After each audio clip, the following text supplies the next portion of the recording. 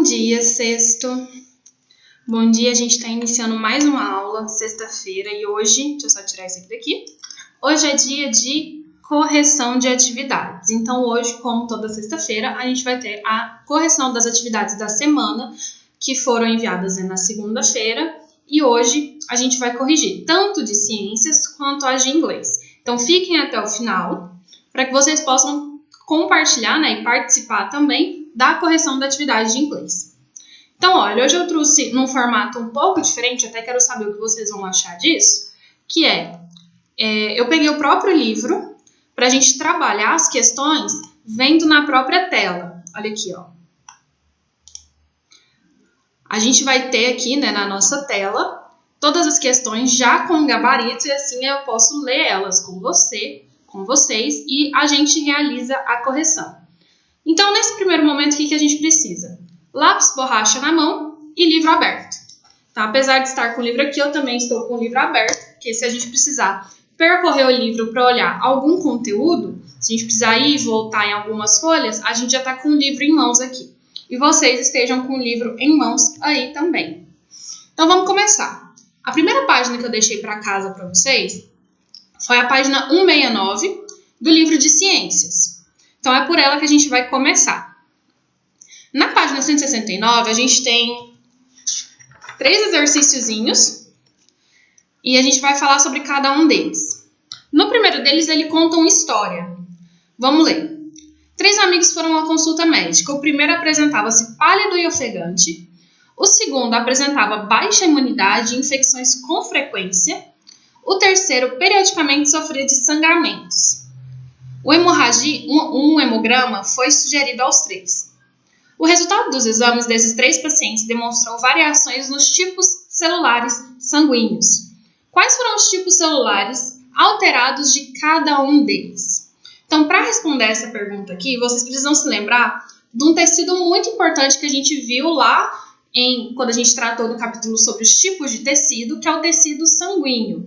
O tecido sanguíneo ele se conecta com o sistema cardiovascular porque é através do sangue, através do sistema cardiovascular que esse sangue percorre todo o organismo. Então, é a mesma coisa de você imaginar o nosso coração como uma bomba que fica a todo momento bombeando sangue. Para quê? Para ele circular pelo nosso organismo, levando os nutrientes, oxigênio, células de defesa por todo ele. E aí, à medida que ele vai passando, ele vai trocando, por exemplo, o oxigênio e os nutrientes e recebendo os resíduos. Então, ele passa levando os nutrientes e ele volta, para ser reoxigenado na pequena circulação, lembra? Na pequena circulação dos pulmões, e depois volta para a grande circulação. E o sangue, ele tem os seus componentes celulares. A gente tem 3 células muito importantes que ficam na nossa corrente sanguínea. São as hemácias. As hemácias, elas têm hemoglobina e ferro no seu interior, por isso elas têm essa coloração vermelha. E as hemácias, elas são responsáveis por transportar oxigênio e gás carbônico. Então, no processo de ida, elas transportam o oxigênio que foi captado lá pelos pulmões, na respiração, e leva para as células. As células fazem a respiração celular e, de volta, ela vem carregando o gás carbônico que vai ser mandado para fora, que é resultado da nossa respiração celular. Então, vamos lá. Primeiro, as hemácias, muito importantes para a respiração. Aí a gente tem as células que não têm cor, que são os leucócitos, ou glóbulos brancos. São as células de defesa. Os leucócitos, eles são divididos em 2 tipos, granulócitos e agranulócitos. A gente não vai entrar nessa subdivisão porque a gente já viu ela no outro capítulo. Mas, basicamente, os granulócitos têm grânulos no seu interior e eles são mais inespecíficos, ou seja, essas células atacam o que eles reconhecem como estranho. Já os agranulócitos, eles vão ter uma parte que vai dar origem à linhagem dos anticorpos. Então, eles têm uma defesa mais específica. Então, os agranulócitos, eles já reagem combatendo micro-organismos, patógenos mais específicos, alguns vírus, algumas bactérias. Mas vamos lá, esses são os leucócitos. A terceira parte que também são as células que circulam na nossa corrente sanguínea, são as plaquetas. As plaquetas participam da coagulação sanguínea. O que isso significa? Significa dizer que as plaquetas funcionam como um tampão para impedir hemorragias.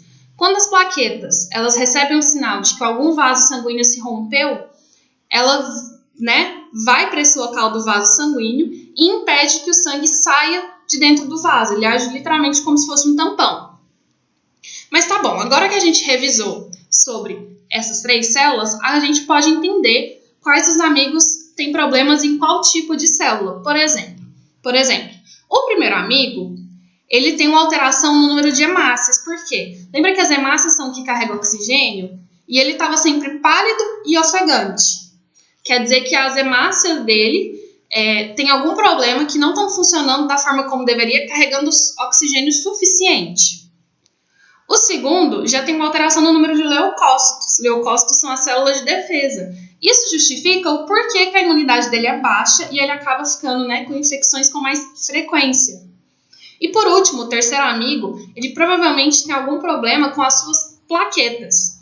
Porque, como o enunciado fala, ele sofre de sangramentos, ou seja, as plaquetas não estão agindo como deveriam. As plaquetas previnem o sangramento de acontecer. E se ele está sofrendo sangramento, quer dizer que a plaqueta não está funcionando como ela deveria. Agora vamos para o número 2, que traz outra historinha. Deixa eu só colocar aqui, para a gente poder ler. Pronto, número 2. Suponhamos que uma pessoa caiu e sofreu um acidente na perna e no braço. Por conta disso, ela sangrou. Após alguns dias, desde a sua queda, como ficou o ferimento? Continua sangrando? Discute com os seus colegas o que aconteceu e escreva aqui as suas conclusões. Então vamos lá. Depois que ele sofreu essa queda e houve o sangramento, é instintivo que o sangramento vá parar de acontecer. Por quê? No primeiro momento que aconteceu a queda e houve o rompimento de alguns vasos e o sangue saiu de dentro dos vasos, é isso que é uma hemorragia, as plaquetas são acionadas para ir lá e impedir que a pessoa perca mais sangue do que ela já perdeu, funcionando como um tampão. Elas se aglomeram e fica lá no vaso que rompeu, impedindo que as hemácias saiam de dentro do vaso. Vou mostrar mais ou menos como isso vai funcionar para vocês. Digamos que isso aqui, é a parede de um vaso sanguíneo. Então, essa parte de baixo aqui é a corrente sanguínea, isso aqui é fora dos vasos. Vamos fazer mais bonitinho, Vou criar como se fosse um vaso aqui. Tá vendo? Um vaso. Aqui no meio vai circular o sangue e essa é a parede do vaso. Deixa eu colocar desse lado. Essa seria então a parede do vaso. Então aqui dentro estão circulando as hemácias e a parede do vaso. Digamos que a pessoa sofreu um acidente, digamos que essa veia aqui que eu estou mostrando para vocês, ela é do braço. A pessoa sofreu um acidente. A veia, ela foi danificada. Como que ela foi danificada? Deixa eu fazer um buraquinho aqui nela. Digamos que ela foi danificada. Não sei se vocês vão conseguir ver, mas eu fiz um buraquinho aqui nela, tá vendo? Um buraquinho na veia. Nesse momento aqui, que o sangue está passando, deixa eu voltar aqui para fazer ela bonitinha. Olha aqui, o buraquinho na veia, por causa do impacto. Ela sofreu um impacto, bateu aqui, o vaso formou um buraco. Aqui nesse momento, dentro do vaso sanguíneo, está circulando hemácia, plaqueta e leucócitos. E aí, as plaquetas recebem o sinal de que tem alguma coisa estranha aqui. Tem um local que está saindo sangue de onde não deveria. Então, as plaquetas, elas juntam um monte de plaquetas bem aqui e agem como um tampão. Formam uma bolinha de plaquetas e aí elas se colocam aqui, nesse local, para prevenir que o sangue que está passando por aqui, ele faça isso e saia. Então, aí, a plaqueta tampando esse buraco, o sangue volta a fluir normalmente. Então, depois da queda desse ferimento, alguns dias desde a queda, como ficou o ferimento? O ferimento ele começou a cicatrizar. Ele continua sangrando? Não, ele não continua sangrando. E aí vocês vão escrever, igual aqui o texto pede, o gabarito mostra, que o ferimento não vai continuar sangrando por causa da ação das plaquetas, que evitam a perda de sangue, porque elas coagulam e tampam, funcionam como um tampão, impedindo que esse sangue extravase. Aí tem um quadrinho que fala sobre trombose.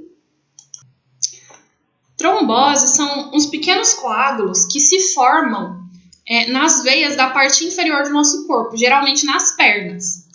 Elas se formam, geralmente, em viagens prolongadas ou quando você fica muito tempo sentado numa posição só. Por quê? Olha, pensa comigo, você está sentado. A gravidade te empurra para baixo. Só que o fluxo das veias é em direção ao coração, para cima. Essas forças aqui, a força da gravidade, às vezes é tão grande que retarda um pouquinho a volta do sangue, formando esses trombos, que formam, tipo, as varizes. E aí o que acontece? Ele faz uma perguntinha. Então, como é que você evita esse desconforto ao viajar? Quando você viaja, geralmente você tem que tentar se hidratar o máximo possível, usar alguns meios de compressão que vão ajudar o sangue a fluir para cima em direção ao coração, impedir que ele fique parado e forme esses coágulos. E não ficar sentado por muito tempo. Faça umas pausas, vão ao banheiro, dá uma andada no corredor, se for um corredor de um ônibus, um corredor de um avião. E é isso o que traz aqui algumas dicas de o que fazer para evitar esses trombos. E aí a gente passa agora lá para a página 175 e 176. Deixa eu colocar aqui para vocês. Na página 175, aqui ó, página 175 do livro, o primeiro exercício de exercício sua memória. Ele dá uma figura do coração e ele pede, analise a figura abaixo e com base nos seus conhecimentos sobre o tema, preencha os espaços, identificando, as partes do coração de forma correta. Então vamos lá, a gente sabe que essas partes ocas de cima se chamam átrio e as de baixo o ventrículo. Então, ó, existe o átrio direito e o átrio esquerdo. Do átrio esquerdo saem as artérias pulmonares. As artérias pulmonares é que fazem a pequena circulação, que levam o sangue para os pulmões para ele ser oxigenado, lembra? E aí, perto da artéria pulmonar, a gente tem a artéria aorta. A gente chama essa partezinha aqui que forma, parece um tronco com vários galinhos, de tronco da aorta. A aorta, ela vai levar o sangue, que já foi oxigenado, para o restante do nosso corpo. Entre o átrio e o ventrículo, a gente tem a válvula atrioventricular, ou válvula. E aí a gente encontra o ventrículo esquerdo. E aqui, a gente tem as veias pulmonares. Desse lado direito, a gente tem, além do átrio direito, o ventrículo direito, a válvula atrioventricular, porque ela está localizada entre o átrio e o ventrículo, da mesma forma que essa aqui. A veia cava superior, que traz o sangue do nosso organismo. Então, aqui ela está na porção mais inferior dela e aqui a porção mais superior dela. Essa veia cava, todas as veias do nosso corpo vão desembocar nessa única veia que vai trazer o sangue que já foi, que está sem oxigênio, carregando o CO2, que é o gás carbônico, para ser trocado na respiração celular. Vamos relembrar como é que isso acontece? O sangue, ele vem aqui, ele chega pela veia cava. A veia cava leva o sangue para o átrio direito. O sangue passa do átrio direito para o ventrículo esquerdo e daí para a artéria pulmonar. Lá o sangue é oxigenado nos pulmões e volta pelas veias pulmonares. Das veias pulmonares ele passa pelo átrio esquerdo, o ventrículo esquerdo, e do ventrículo ele é mandado para a aorta e a aorta distribui todo esse sangue pelo nosso corpo.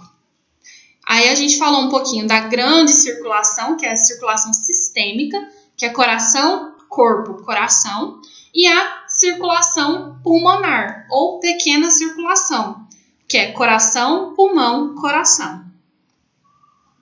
E as duas, elas se combinam, porque a gente precisa das duas para poder, sobreviver. Então, vamos lá. Aí, na próxima página, ele já pergunta, ele já fala para a gente responder algumas questões. Em que vaso circula sangue arterial e sangue venoso?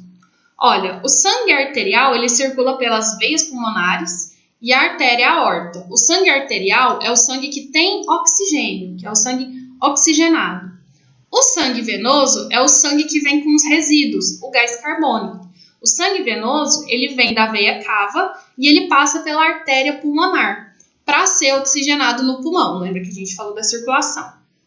Aí, que vasos participam da circulação pulmonar e da circulação sistêmica?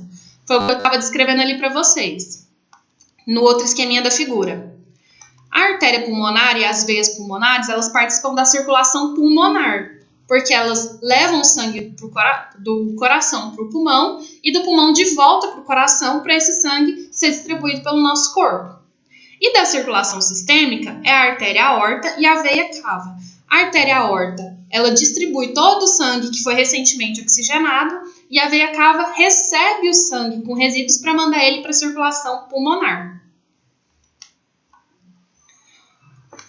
Vamos para o número 2.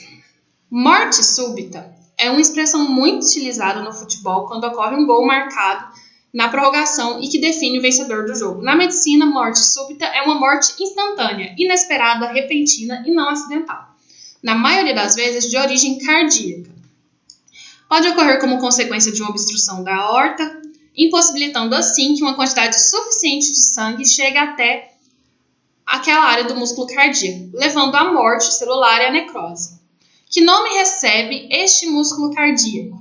A gente viu também quando a gente estudou sobre tecidos. O músculo, eles podem ser de 3 tipos. O liso, o estriado e o cardíaco. O cardíaco, ele só se encontra no músculo cardíaco, no coração. E ele tem um nome específico de miocárdio. Mio, de músculo, cardio, de coração. São células que têm características próprias que só podem ser encontrados nesse órgão, que é o coração. Agora a gente está indo para a nossa última questão, que é a questão número 3. Na linguagem popular, é muito comum ouvir que as artérias carregam sangue arterial, rico em oxigênio, e as veias carregam sangue venoso, rico em gás carbônico. Essa informação procede? Justifique sua resposta. Não, essa informação não é verdadeira, porque se vocês prestaram bastante atenção na circulação, na pequena e na grande circulação, que eu mostrei lá em cima no esqueminha do coração, a gente viu que tem uma veia e uma artéria que trocam, em que a veia recebe o sangue oxigenado, que vem do pulmão, e uma artéria carrega sangue rico em gás carbônico. Porque, olha, a artéria pulmonar carrega sangue venoso, que é o sangue que vem com resíduos. E as veias pulmonares, que são as veias que saem do pulmão já com o sangue oxigenado, carregam sangue arterial. Então, essa é a única exceção que tem. Agora, a gente vai passar para a nossa aula de inglês. Quer ver? Vocês vão piscar e o livro de inglês vai estar aqui na tela. Tadã! Na nossa última atividade de inglês foi sobre vocabulário. A gente trabalhou o vocabulário da unidade, que é sobre esportes, termos do meio esportivo. E aí eu deixei para vocês 2 folhas do Extra Classe sobre vocabulário, que são esses vocabulários novos que a gente viu. A gente vai fazer a correção deles agora. Vou colocar aqui para cima. Já começa na número 5, porque nas outras páginas era interpretação de texto e algumas partes gramaticais que a gente trabalhou na nossa aula passada. Então, eu não coloquei esse exercício para casa, eu coloquei esse daqui. Então, a gente já começa no exercício 5, que fala assim: preencha as gaps, que são os espaços em brancos, com as palavras que se encaixam melhor. Suitable. Suit é terno. O terno, quando você veste, geralmente ele fica bem justinho, ele encaixa como uma luva. Então, essa expressão, suitable, verbs, ou algo que é suitable, é algo que se encaixa bem. Então, olha lá. Messi, tananã, muitos records nos seus melhores anos. Então, ele quebrou muitos recordes. A gente viu isso lá no texto que a gente interpretou no começo da nossa unidade. Então, olha, para isso, a gente usa o termo broke, que é o passado do verbo quebrar, break. Na B, ele fala assim, meu time foi nananã de novo. E aqui ele tem uma dica que é a forma formal de falar. Existem duas formas de falar que alguém foi derrotado. Existe o beat, que a gente viu que é tipo se um time deu uma surra no outro time, se a gente falar literalmente, mas figuradamente é que um time ganhou bem de lavada. Mas isso é muito informal, porque parece que você tá, né, contando vitória já. Então a palavra formal de derrota é defeated. Então meu time foi derrotado, defeated again. Aí você pode, né, tem a letra C, que tem uma opção de 2 tipos de resposta, que é nós, a partida de 5-3. Então você pode falar que você ganhou a partida de 5-3 ou que você perdeu a partida de 5-3. Geralmente, quando a gente coloca... Eu não sei, né? Mas geralmente eu tenho costume, quando eu ouço assim... Geralmente quem tá falando que ganhou de tanto a tanto é porque ganhou, porque a pessoa fala que ganhou. Aí ela coloca a pontuação dela primeiro. Não sei se acontece em vários jogos, mas eu tô acostumada a ouvir assim. Então aqui eu colocaria, porque eu acho melhor, won, porque nós vencemos a partida por 5-3. Mas se você colocou lost, de perdeu a partida, também faz sentido, porque aqui ele não deixa claro se ganhou ou se perdeu. Ele dá só a pontuação. Aí você não sabe se o sujeito é do time que ganhou ou é do time que perdeu. Na letra D, ele tem, ó, they, eles, nananã, Julia's team, que é o time da Julia, ou do Julian, por 5-0, ou 6-0. Unbelievable, é inacreditável. Então, aqui é a forma informal de se dizer. Eu acredito que como ele já deu o nome do time e aqui o por, quer dizer que ele está falando de quem derrotou quem e foi um placar bem diferente. Então, olha, a forma informal é beat, que é tipo assim, ganhou de lavada. Então, o time da Julian, ou do Julian, ganhou de lavada por 6-0. Inacreditável. Na letra E, a gente tem he, nananã, the golden goal in the final match. Então, o gol de ouro no final da partida. Geralmente, quando a gente fala de alguma coisa de gol no final da partida, é porque alguém marcou o gol da vitória. Golden goal é isso, o gol da vitória. Então, provavelmente ele marcou, ele fez. Então, marcar, fazer, né, a pontuação, independente do tipo de jogo, a gente dá o nome de scored. Scored. E aí, mais uma vez, a gente tem a forma informal de falar derrotou. In the end, his team. No final, o time dele, nananã, o meu, por apenas 1 ponto. Então, aqui já dá a entender que um time venceu o outro pela diferença de 1 ponto. Então, beat mine only for 1 point. Então, no final, o time dele ganhou de lavada ou ganhou, derrotou o meu por uma diferença de 1 ponto. Aí esse exercício aqui era para vocês, né, entenderem, praticarem o contexto em que vocês podem usar esses vocabulários relacionados a esporte, tanto formalmente quanto mais informalmente. Aí aqui a gente vai para o número 6, que é how do you call a person who? Como você chama uma pessoa que... Aí aqui vocês poderiam ter as duas formas de falar. Se vocês queriam utilizar o sufixo er, ou se vocês poderiam também usar o player para fazer o jogador de tal coisa. Por exemplo, ride horses and races. Monta cavalos em corridas. Geralmente chama horse rider, que no inglês não tem, por exemplo, cavaleiro, a pessoa que anda a cavalo, a gente chama de horse rider. Então, ele pilota o cavalo. Então, é pilotador de cavalo. E aí, aqui a gente coloca o ER. Mas eles têm uma palavra para isso, que é o jockey. Jockey.